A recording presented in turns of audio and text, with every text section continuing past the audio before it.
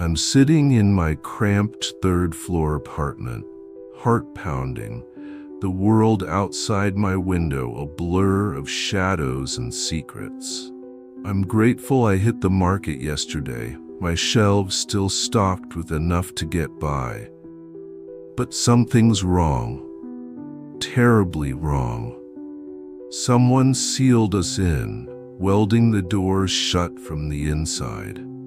A neighbor from the next stairwell whispered through the wall that their entrance is the same, meaning the culprit is still here, among us, hiding in plain sight. No one's confessed, and there's a body just outside the building, its presence chilling me to the bone. I'll explain everything soon, but I need you to feel this with me, to walk through this nightmare as I unravel it.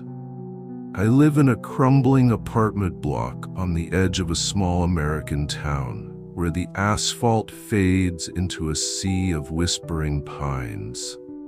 This place is no grand complex.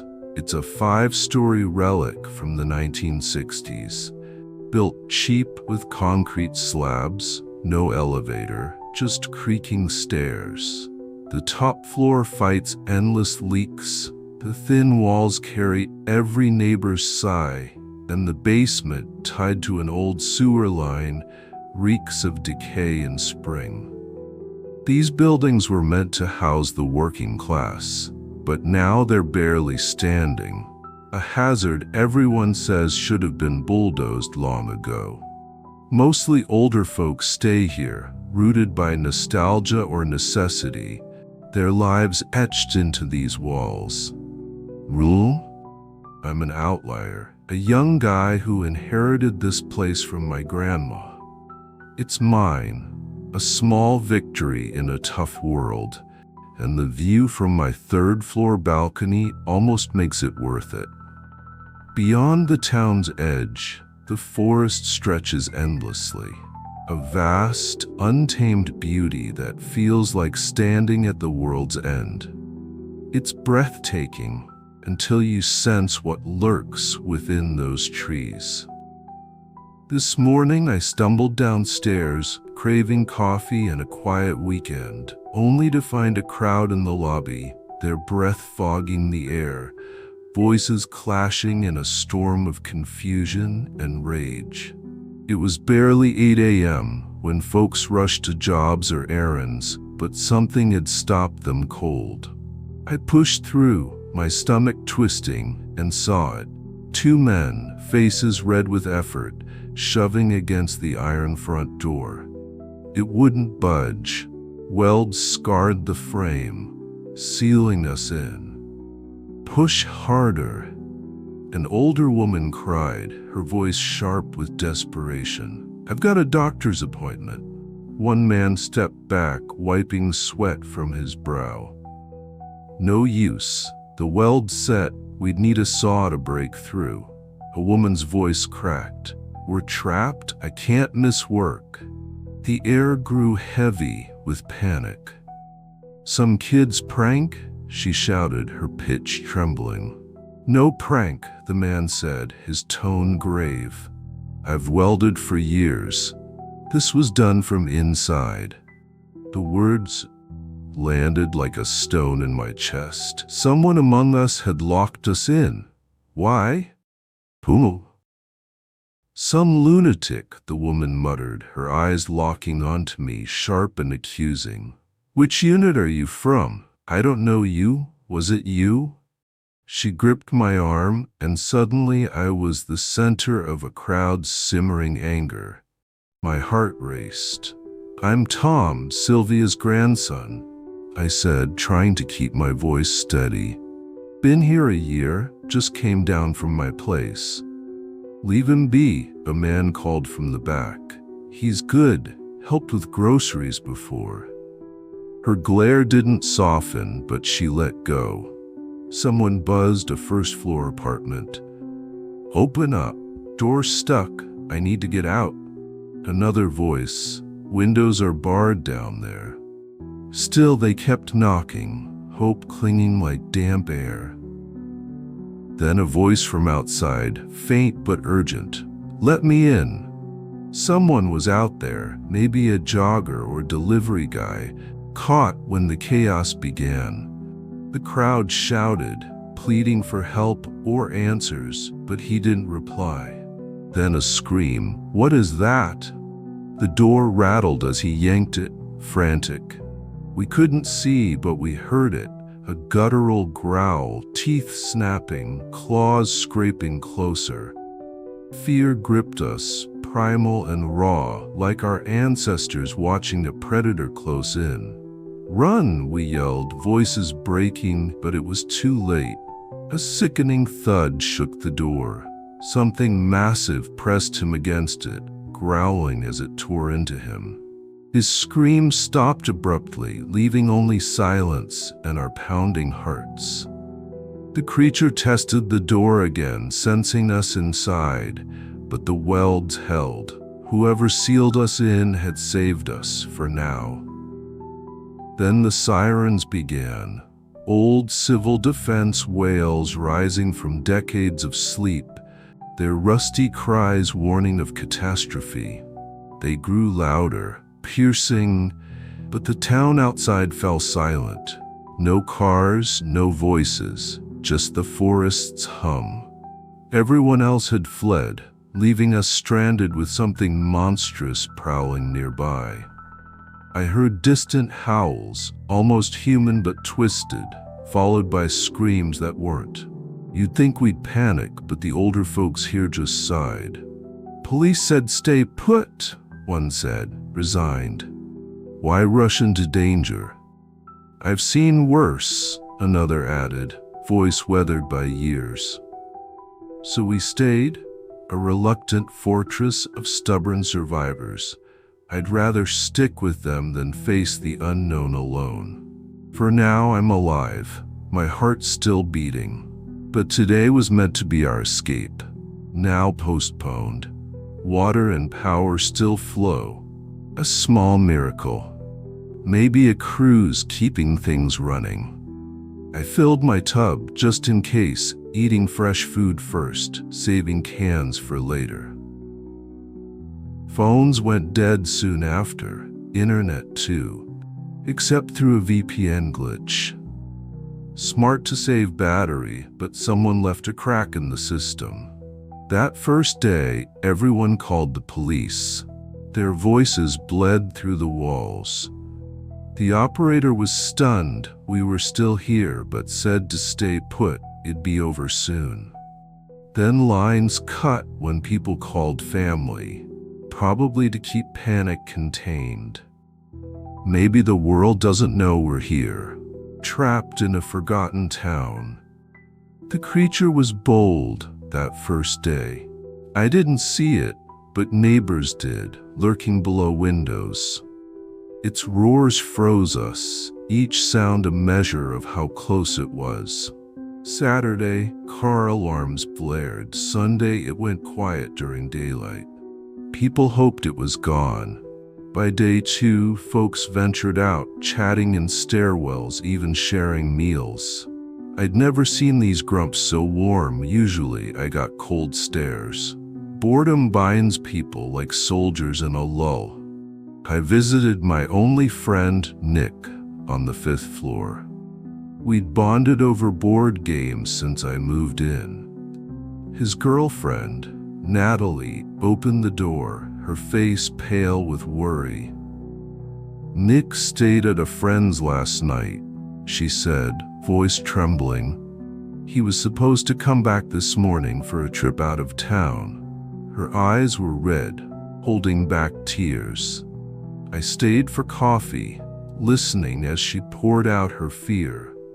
She worried Nick was the one outside when the sirens wailed, haunted by dreams of shadows dragging him into the woods. I told her the voice wasn't his. It eased her a little. "I can't sleep," she whispered. "Hear footsteps above, pray it's him, but it's not." On my way back, I ran into the welder guy carrying coffee for a neighbor. Curiosity burned. I asked about the welds. Solid work but rushed in spots, shaky hands, lots of slag. "Whoever did it's here," he said. 4 stairwells, 5 floors, 4 units each, 80 total. Could track them down. I checked the door myself, found a cigarette butt, cheap Union Star brand, harsh as regret. Might check stairwell ashtrays for clues. Some couldn't sit still.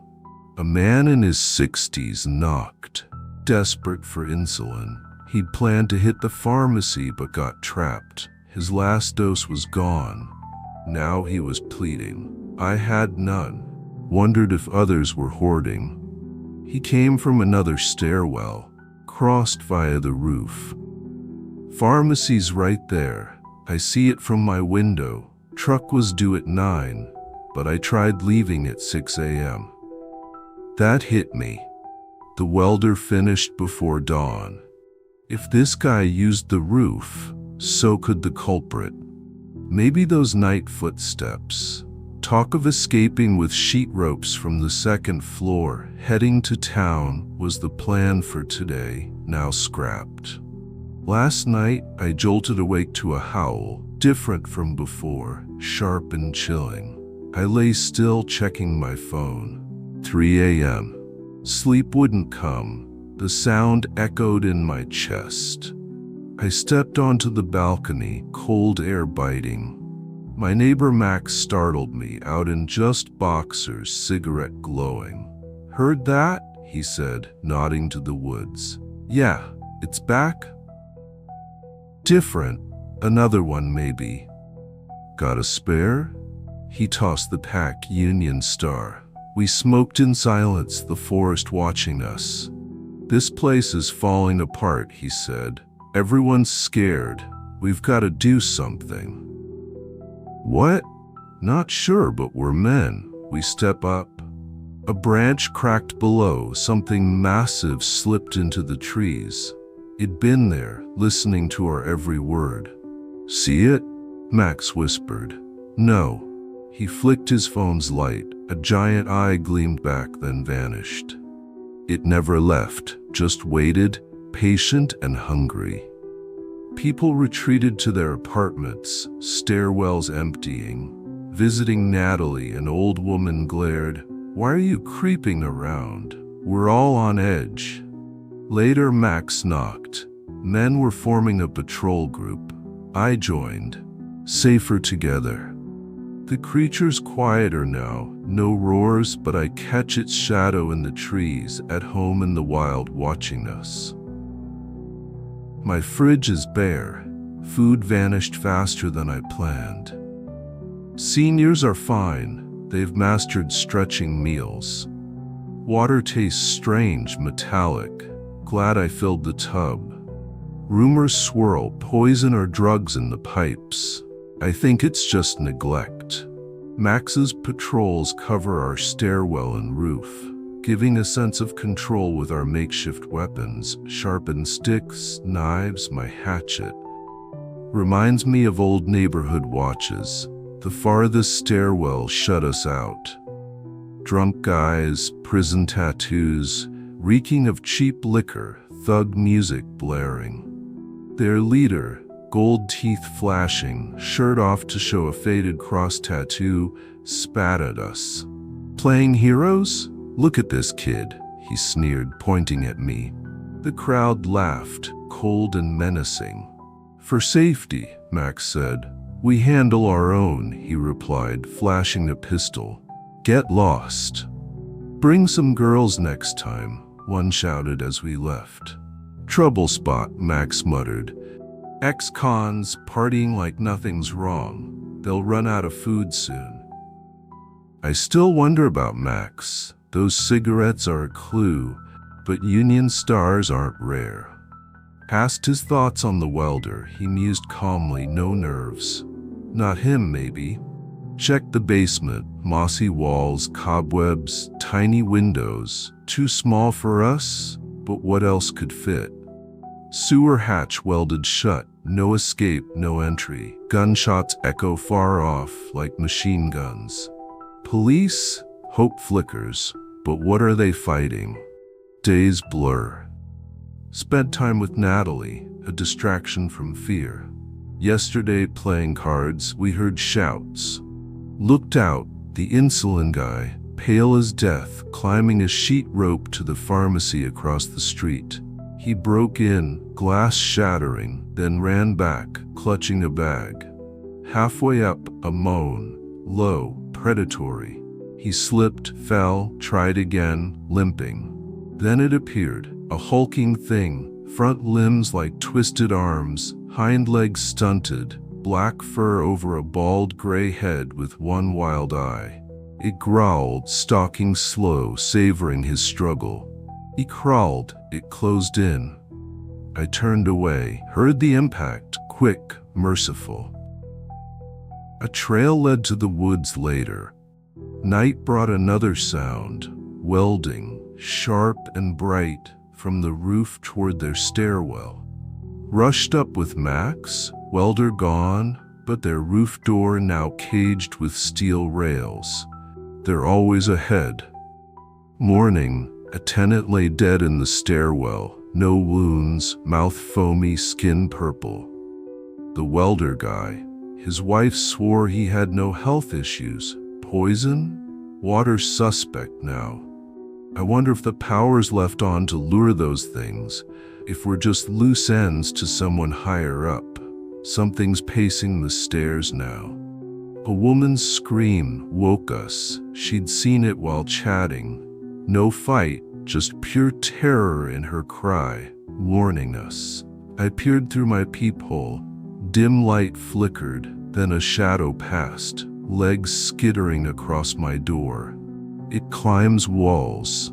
The roof's a vulnerability now. Morning showed blood on the 4th floor, a trail to the roof's edge, someone dragged off. 2 creatures now, the ape, a brood outside, and the crawler, sneaking inside. We locked the roof door too late. Curtains stay shut. I can't bear seeing it stare in, marking me as prey. What's our endgame? Poisoned water feels deliberate, like we're witnesses to be silenced. If we reach those gunshots, will we find rescue or a firing squad? Food's nearly gone. Someone begged for salt. I stayed silent. Checked their basement door, padlocked, breakable. Need the welder's tools for the sewers. It's a maze, but safer than the surface. Problem, they're guards. Their cage opens only their way, a fortress within our fortress. When they run out, they'll come for us. Yesterday, the ape tore through 1st floor bars. Screams, metal ripping. One tenant fled, eyes wild with fear. Another didn't make it. I heard the thumps, then silence. The door was left open, a deadly mistake. I crept down, heart hammering, saw it feeding. Grabbed the key, slammed the door shut as it lunged. Locked it, trembling. It left through the window later. 1st floor folks moved up, sharing what little they had, a flicker of kindness in this madness. Planning to reach the welder. Roof's out, basement doors are shut. We'll talk to Max tomorrow. It's tense yet dull. Life reduced to reacting to threats. I crave normalcy. We prepped for shortages, but not the bodies. The poison guy's wife kept him on their sofa, dressed in his best like he was sleeping. He swelled, purple, the smell unbearable. She wanted a basement burial. Max refused, draws predators. Out the window or roof, he said. She fought, voice breaking. He deserves better. We surrounded her gently. Max pulled her aside as she clawed, leaving marks on the door. We wrapped him, said prayers on the roof, and let him go. The thud echoed. No guilt, strangely, just survival. He was gone by morning. The mauled man stayed in his apartment. The door holds. Told Max my plan. He liked it but warned of risks. Tell them. Maybe they'll help? Agreed then. But time ran out. Went to Natalie's. Her door was open, signs of a struggle. Room's empty, except the old man from the first floor, bleeding on the floor. Sorry, our fault. Sins. Blood drops led to the roof to their cage. I shook it, screamed for her. A guard appeared. Your girl's fine. We'll keep her safe.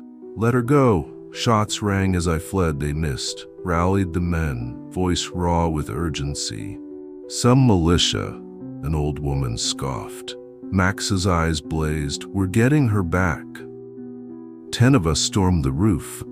Open up. Guard smirked. Just a night out. Max kicked the cage, furious. Shouts inside. They brought her out, bruised, lip bloody but clothes intact, eyes fierce with resolve. Food? Max asked. Payment for her safety. Inside I asked, they hurt you? I'm fine. They faked being a neighbor, lured me out. She whispered, found the welder, Unit 273, 3rd floor. They guard him for his work. Others? Don't know. Why seal us in? He saw them in the woods, dozens, maybe hundreds, moving our way. Barricaded to save us before those guys took over. Can't leave, his son's paralyzed, bedridden. Miscalculated. He'll help with tools if we get them out. Patrols on 2nd and 4th. Max gripped her shoulder. Won't happen again. I've got a daughter your age. To me, smoke? Her wounds made him clench his jaw. Tomorrow we burn their stairwell. I'm exhausted reliving last week, memories foggy, body weak. Max's plan was reckless. Burn it all, force them out. I argued fire could kill us, trap the welder and his son. They're not prisoners, Max snapped. Convenient cage. Could have just hid. Lies. My plan was riskier but contained. He agreed. If it fails by dawn, we burn. Too anxious to be alone, I stayed at Natalie's. Her place was a makeshift hospital, women tending the old man. Pale, gasping, he murmured, "Thank you." I didn't do much. So humble, a woman shushed him. Rest. He pressed on. Sorry, our pride thought they were weapons, not dangers to our own. Failed. He's raving, a lady said. Natalie protested. They sent us out. More coming, he warned. Get out while you can. Deep in the night, we began. Needed bait. Meat was scarce. Found some. To their basement door, drilled silently past the lock, listening to their drunken laughs. Entered alone, barefoot. First floor apartment, open window, placed meat with my blood drops. Left door ajar, hoped the ape would come, disrupt them. Headed back, door open, tools scattered. Skittering legs, crawler from basement windows. Ran upstairs past stunned guards to 273. Open, Natalie's friend. Screams below, crawler struck, shots fired. Door opened, I shoved in, locked it. Grab your saw. No gas, used it on the cage. My hope shattered. Wanted help for my son. Left him pleading. Second floor, bodies, one alive, gun in hand. Grabbed it, he shot my side. Pain woke me, I wanted to live. Stumbled to basement, door locked. Knocked, scared to yell. Heard ape tear grates, roar. Sat, bleeding, silent. Found morning, unconscious. Natalie nursed me, penicillin saved me. Clean shot, no infection. Food pooled, rationed, nearly gone. Store raids, some don't return. Guns from their hideout but useless against these things. Strength creeps back, scar ugly. At Natalie's, it's a hospital. 1 potato daily, boiled in shared water, soup soon. Raids harder, losses mount. Rumors, a figure in the woods beckoning. Some followed. An apartment screamed of voices in their heads. All three, not madness. Nights ago, a stampede. Hundreds from woods shaking the building. Screeches blended, gunshots followed. Old man rambled, Soviet-era lab in woods, hidden town for it. Project failed, town opened. Now active, unleashing these things. Contact from beyond, after our signal. He shut down after. The figure returned, hooded, waving. More followed, climbing out windows, falling, ignoring pain. Restrained Natalie, she pushed silently, drawn. Fought until it left, she woke. Old man gone, window open. Didn't look. Today, it'll return. 10 of us left, food gone. We wear warm clothes, wield makeshift weapons. My hatchet's my anchor. We'll leave, avoid the woods, move building to building. We'll survive. If I make it, I'll tell you. Keep hope for me.